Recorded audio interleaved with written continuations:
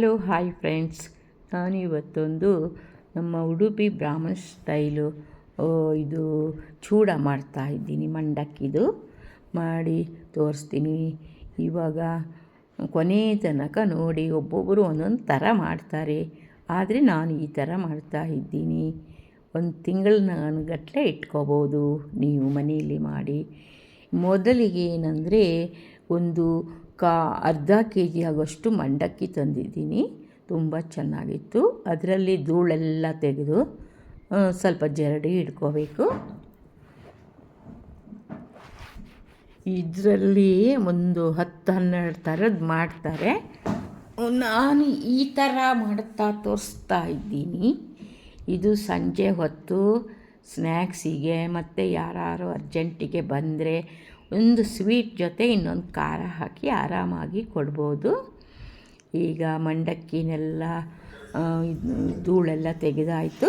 ಮೊದಲಿಗೆ ಒಂದು ದೊಡ್ಡ ಪಾತ್ರೆ ಬಾಣಲಿ ಇಟ್ಕೊತೀನಿ. ಅದಕ್ಕೆ 1 ಕಪ್ಪು ಎಣ್ಣೆ, ಚಿಕ್ಕ ಕಪ್ಪಲ್ಲಿ, ಯಾಕಂದರೆ ಕೊಬ್ಬರಿ ಎಣ್ಣೆ ಹಾಕಿದ್ದೀನಿ. ಎಣ್ಣೆ ಸ್ವಲ್ಪ ಜಾಸ್ತಿ ಬೇಕಾಗುತ್ತೆ.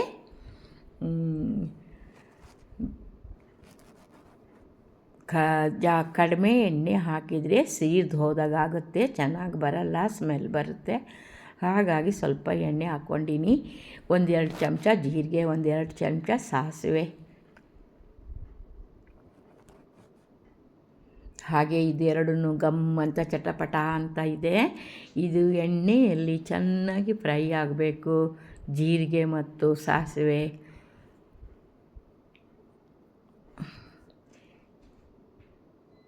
ಇವಾಗ ಅಂಗಡಿಯಿಂದ ತೊಗೊಂಡು ಬಂದರೆ ಒಂದೊಂದು ಸರ್ತಿ ಅದೇನು ತುಂಬ ದಿನ ಆಯ್ತೆಯೋ ಎಣ್ಣೆ ಜಿಡ್ಡು ಥರ ಬಂದರೆ ಕೆಮ್ಮು ಶುರುವಾಗ್ಬಿಡುತ್ತೆ ಫ್ರೆಂಡ್ಸ್.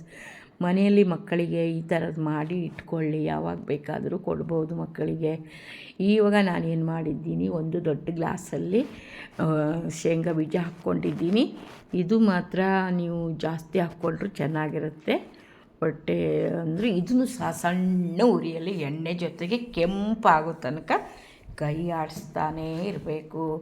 ಸ್ವಲ್ಪ ಆ ಕಡೆ ಈ ಕಡೆ ನೋಡಿದರೂ ಅದು ಇದಾಗುತ್ತೆ, ಸೀದೋಗುತ್ತೆ. ಇವಾಗ ನಾನು ಒಣಕೊಬ್ಬರಿ ಒಂದು ಸ್ವಲ್ಪ ಕಟ್ ಮಾಡಿ ಇಟ್ಕೊಂಡು, ಒಣಕೊಬ್ಬರಿ ಅಂದರೆ ಫುಲ್ಲು ಒಣಕೊಬ್ಬರಿ ಅಲ್ಲ, ಹಸಿ ಕಾಯನ್ನೇ, ಅದು ಸ್ವಲ್ಪ ಕೊಬ್ಬರಿ ಆಗೋಕ್ಕೆ ಶುರುವಾಗಿದೆ. ಅದನ್ನು ಕಟ್ ಪೀಸ್ ಮಾಡಿ ಇದ್ರ ಜೊತೆನೇ ಫ್ರೈ ಮಾಡ್ತೀನಿ. ನೀವು ಅಂಗಡಿಯಿಂದ ತರೋದಕ್ಕಿಂತ ಇದು ಚೆನ್ನಾಗೂ ಇರುತ್ತೆ, ಆರೋಗ್ಯಕ್ಕೂ ಒಳ್ಳೆಯದು ಅಂತ ನಾನು ಹೇಳ್ತಾ ಇದ್ದೀನಿ. ನಿಮಗಿಷ್ಟ ಆದರೆ ಒಂದು ಸರ್ತಿ ಮಾಡಿ ನೋಡಿ. ಇವಾಗ ಬ್ಯಾಡಿಗೆ ಮೆಣಸು, ಒಂದು 4 ಬ್ಯಾಡಿಗೆ ಮೆಣಸು, 4-5 ಕಟ್ ಮಾಡಿ ಹಾಕ್ತೀನಿ. ಖಾರ ತುಂಬ ಕಮ್ಮಿ ಆಯಿತು ಅಂದ್ಕೊಂಡ್ರೆ ಆಮೇಲೆ ಆ ಮೆಣಸಿನೆಲ್ಲ ಹೀಗೆ ಕೈಯಲ್ಲಿ ಇಸ್ಕೊಂಡ್ರೆ ಚೆನ್ನಾಗಿ ಖಾರನೂ ಆಗುತ್ತೆ. ಇವಾಗ ಇದೆಲ್ಲ ಫ್ರೈ ಮಾಡ್ತಾಯಿದ್ದೀನಿ. 1 ಕಟ್ಟು ಕರಿಬೇವಿನ ಸೊಪ್ಪು ಬಿಡಿಸಿ ಇಟ್ಕೊಂಡಿದ್ದೀನಿ. ತೊಳೆದು ಬಿಸಿ ಮಾಡಿ ಇಟ್ಕೊಂಡಿದ್ದೀನಿ, ಫ್ರೈ ಮಾಡಿ ಇಟ್ಕೊಂಡಿದ್ದೀನಿ ಫ್ರೆಂಡ್ಸ್. ಕರಿಬೇವು ಎಷ್ಟು ಹಾಕಿದ್ರೂ ಚೆನ್ನಾಗಿರುತ್ತೆ. ಎಣ್ಣೆನೂ ಕೂಡ ಸ್ವಲ್ಪ ಕಡಿಮೆ ಆಯಿತು ಅಂದರೆ ನೀವು ಬೇಕಾದರೆ ಎಲ್ಲ ಮಾಡಿ ಚೂಡ ಎಲ್ಲ ಮಾಡಿ ಆದಮೇಲೆ ಸ್ವಲ್ಪ ಎಣ್ಣೆ ಬಿಸಿ ಮಾಡಿ ಹಾಕ್ಬೋದು. ಇವಾಗ ನಾನು ಇದ್ರ ಜೊತೆ ಹುರ್ಗಡ್ಲೆ ಅಂದರೆ ಅದು ಜಾಸ್ತಿ ಏನು ಫ್ರೈ ಆಗೋದು ಬೇಡ. ಶೇಂಗಾ ಬೀಜ ಚೆನ್ನಾಗಿ ಕೆಂಪಾಗೋ ತನಕ ಬರಬೇಕು, ನೆನ್ಪಿಟ್ಕೊಳ್ಳಿ. ಇದು ಜಾಸ್ತಿ ಏನು ಇದಾಗೋದು ಬೇಡ. ಈಗ ಇದು ಆಫ್ ಮಾಡಿಬಿಟ್ಟೆ. ಸಿಮ್ ಅದು ಬಿಸಿ ಇರುತ್ತಲ್ವ, ಹಾಗೆ ಒಂದು ಅರ್ಧ ಸ್ಪೂನು ಅರಿಶಿನ ಪುಡಿ, ಹಾಗೆ ಇಂಗು. ಗ್ಯಾಸ್ ಆಫ್ ಮಾಡಿದ್ರೂ ಇದು ಬಿಸಿ ಇರುತ್ತೆ. ಉಪ್ಪು ರುಚಿಗೆ ತಕ್ಕಷ್ಟು. ಇದನ್ನು ಚೆನ್ನಾಗಿ ಮಿಕ್ಸ್ ಮಾಡ್ತೀನಿ. ಬಿಸಿಯಲ್ಲಿ ಎಣ್ಣೆನೂ ಜಾಸ್ತಿನೇ ಕಾಣುತ್ತೆ. ಆಮೇಲೆ ಈ ಮಿಕ್ಸಿ ಜಾರ್ಗೆ ಒಂದು ಅರ್ಧ ಕಪ್ಪು ಧನಿಯಾ, ಅರ್ಧ ಕಪ್ಪು ಜೀರಿಗೆ, ಹಸಿನೇ, ಅದೇನು ಹುರಿಯೋದು ಬೇಡ ಫ್ರೆಂಡ್ಸ್. ಇದನ್ನು ನಾನು ಏನು ಮಾಡ್ಕೊಬತ್ತೀನಿ, ಪುಡಿ ಅಂದರೆ ನೈಸಾಗಿ ಪುಡಿ ಮಾಡಬಾರ್ದು, ಸ್ವಲ್ಪ ತರಿಯಾಗಿದ್ದರೂ ಚೆನ್ನಾಗಿರುತ್ತೆ. ಅದನ್ನು ಪೌಡ್ರ್ ಮಾಡ್ಕೊಂಡು ಬಂದು ಇದು ಫ್ರೈ ಆಗ್ತಾ ಇದೆ ನೋಡಿ, ಅದನ್ನು ಇದಕ್ಕೆ ಆ್ಯಡ್ ಮಾಡಿಬಿಟ್ಟೆ ಪೌಡ್ರನ್ನ ಚೆನ್ನಾಗಿ. ಅದೆಲ್ಲ ಮಸಾಲ ಥರ ಆಗೋಯ್ತಲ್ಲ. ಆದ ಮೇಲೆ ಈಗ ಕಡಲೆಪುರಿ ಹಾಕಿ ಒಂದೊಂದು ಮತ್ತು ಇದು ಹಾಕಿದ್ದೀನಿ, ಏನಪ್ಪ ಖಾರದ ಪುಡಿ ಹಾಕಿದ್ದೀನಿ, ನಮ್ಮ ಮನೆಯಲ್ಲೇ ಮಾಡಿರೋ ಸಾಂಬಾರು ಪುಡಿ ಹಾಕಿದ್ದೀನಿ.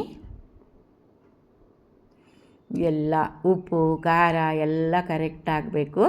ಆಮೇಲೆ ಇನ್ನೊಂದು ಸ್ವಲ್ಪ ಒಂದು ಅರ್ಧ ಗ್ಲಾಸು ಹಾಗೆ ಸಕ್ಕರೆನ ಪೌಡ್ರ್ ಮಾಡಿ ಇಟ್ಕೊಂಡಿದ್ದೀನಿ.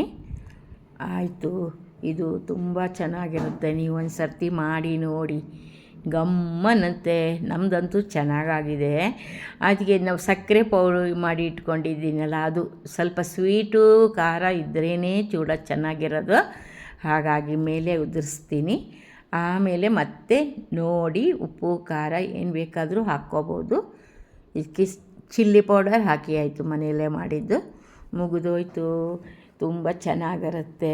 ಒಂದು ತಣ್ಣಗಾದ ಮೇಲೆ ಒಂದು ಡಬ್ಬಕ್ಕೆ ತುಂಬಿ 1 ತಿಂಗಳು 2 ತಿಂಗಳು ಸಹ ಇಟ್ಕೋಬೋದು ಫ್ರೆಂಡ್ಸ್, ಏನೂ ಆಗಲ್ಲ. ಮಾಡೋ ರೀತಿಯಲ್ಲಿ ಮಾಡಿದರೆ ಚೆನ್ನಾಗಿರುತ್ತೆ. ಬಾಯ್.